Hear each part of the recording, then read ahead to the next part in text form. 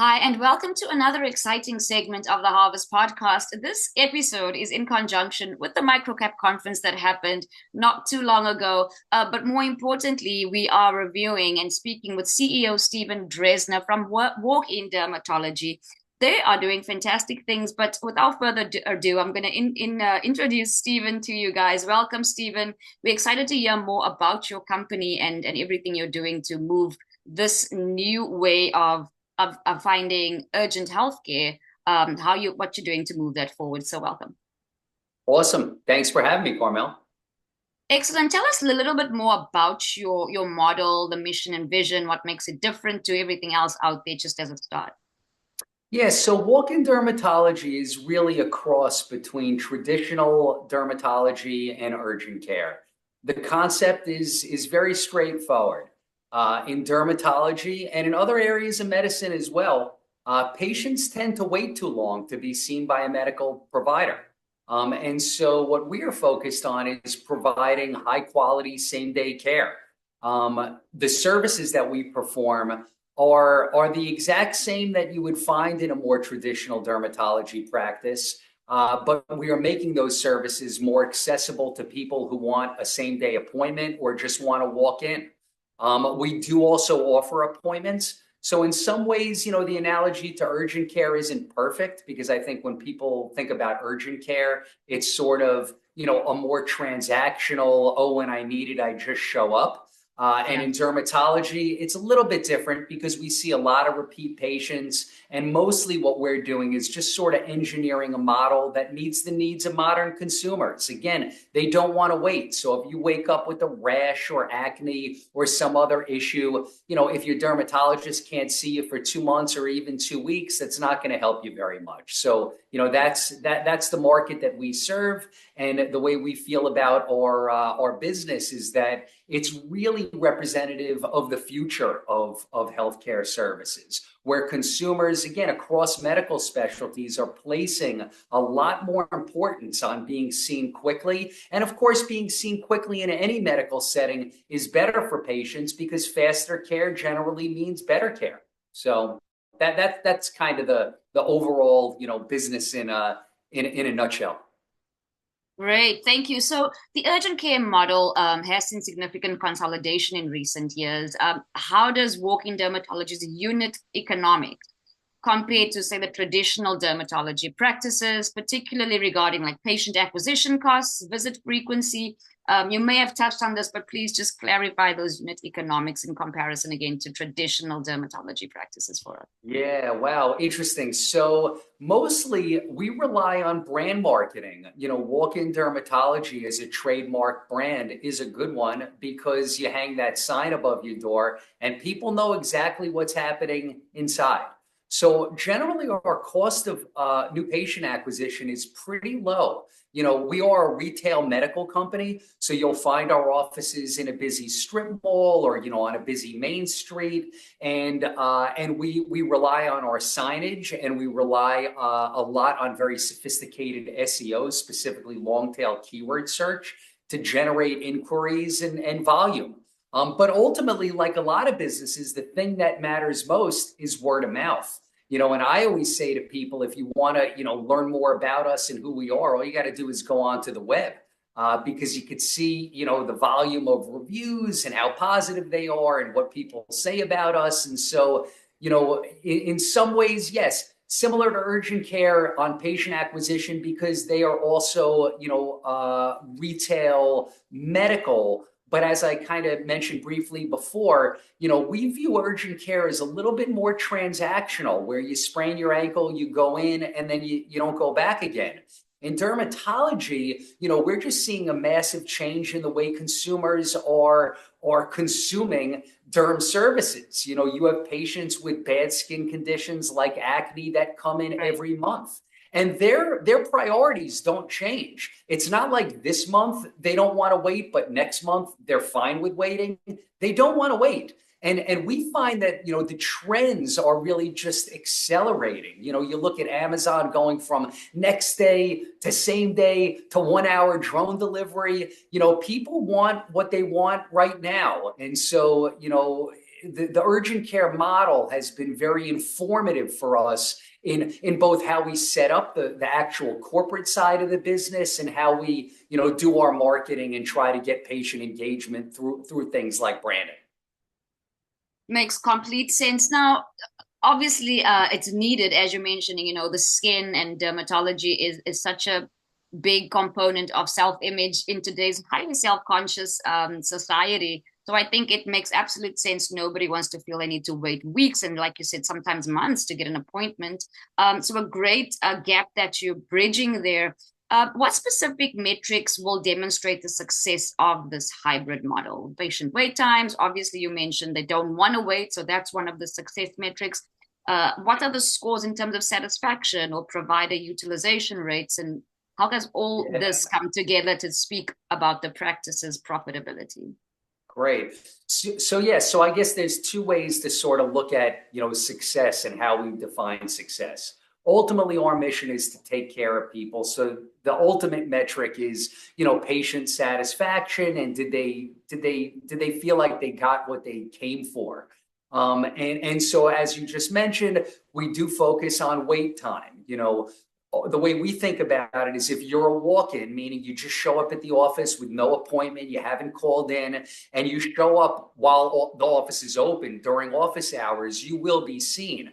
However, there are some days where there will be a wait. If you show up, on a Saturday morning at one of our offices, there tends to be a little bit of a wait, and we handle it much like you would see at a restaurant. Someone comes in, they can give us their cell phone number, and we text them, when they're ready to be seen. They might go next door and do some shopping in Trader Joe's, something like that. So that's all on kind of the patient side, is being very mindful of, NPS scores and wait times and feedback. And, we really try to solicit as much feedback as we can from patients. On the corporate side, we have different metrics. We focus primarily on volume. Dermatology is a volume-based business, and in a traditional derm practice, what you'll see is a provider might kind of, double book appointments or just sort of stack their calendar in a way that they know they're going to be super busy in any given workday.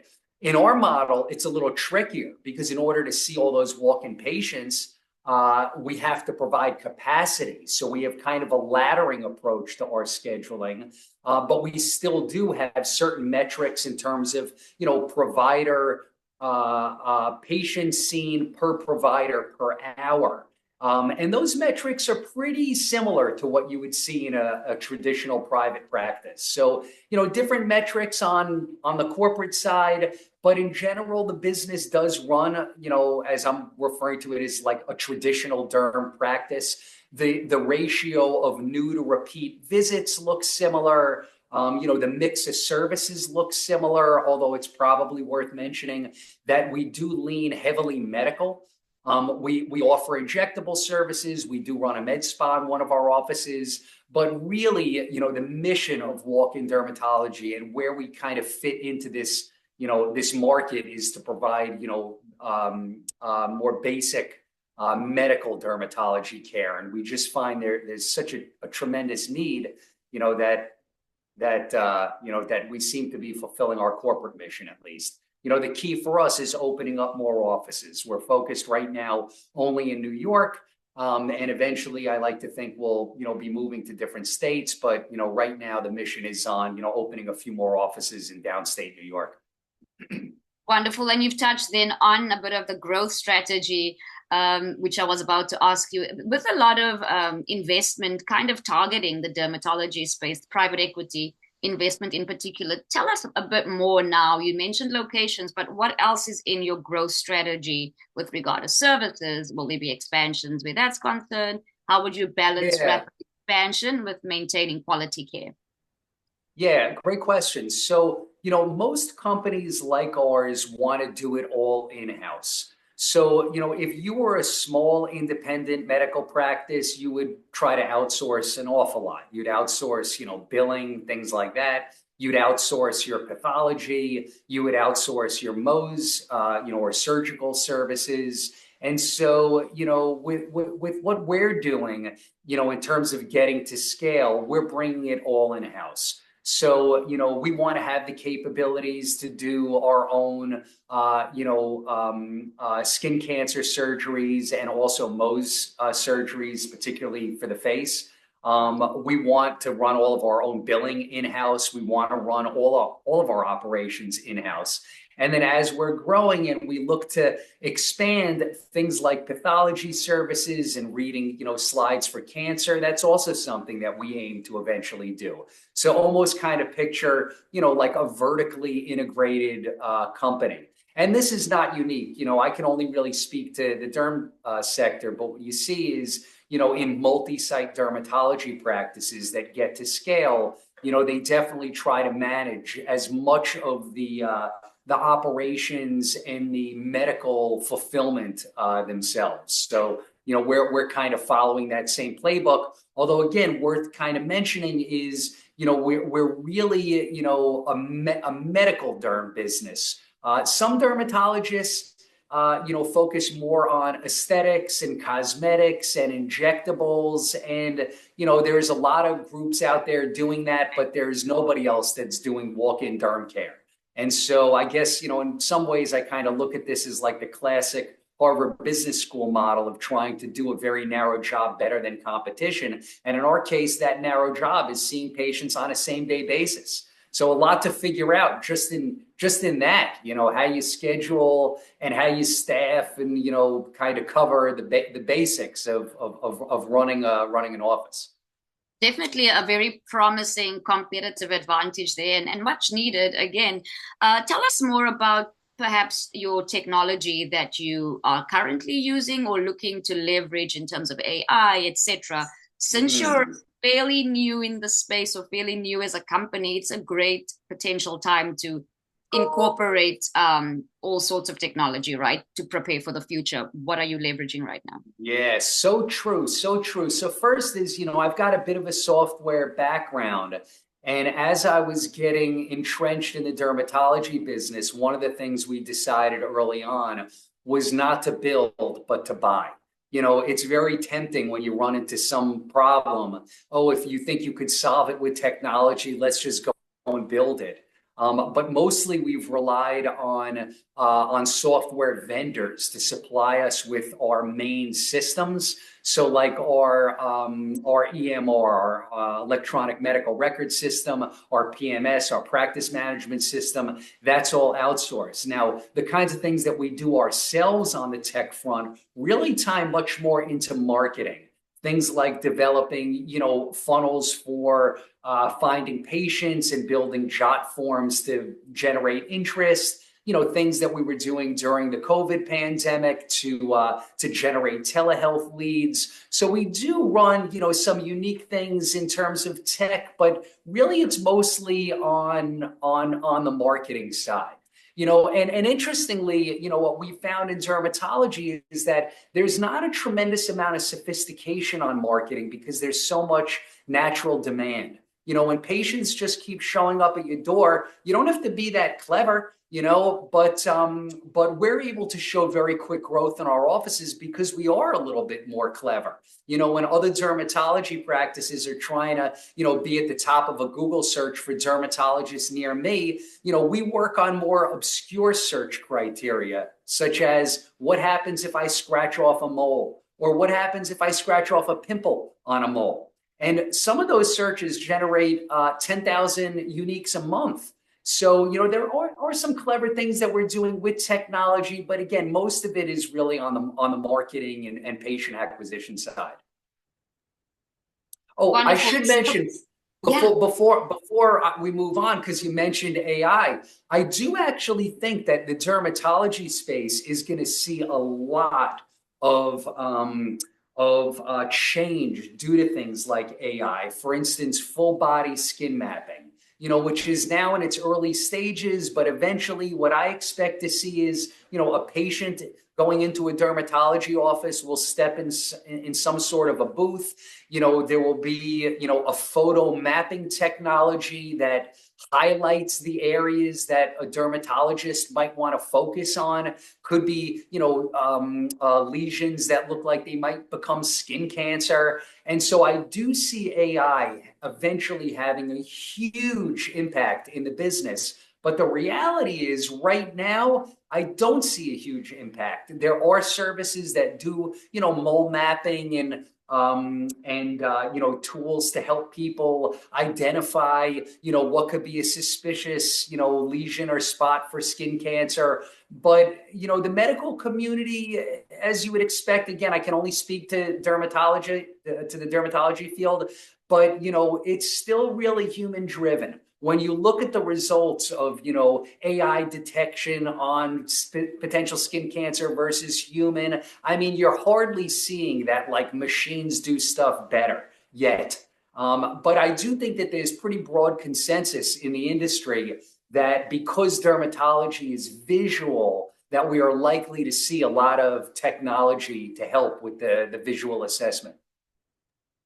So you've got a very specific model or approach to finding investment. Will you tell our audience a little bit more about that and what particularly you want investors to know about Walk-In Dermatology, and how they can obviously get in touch with you?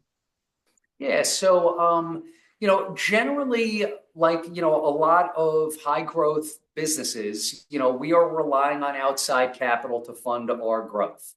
Dermatology is not particularly capital intensive. So like the comparison to opening up an urgent care office versus a dermatology office is really night and day. And as long as we're, seeing the same kind of traction we see when we open up an office, we get to break even pretty quickly. In our model, it's about 7 to 9 months. And so, it is a pretty compelling investment.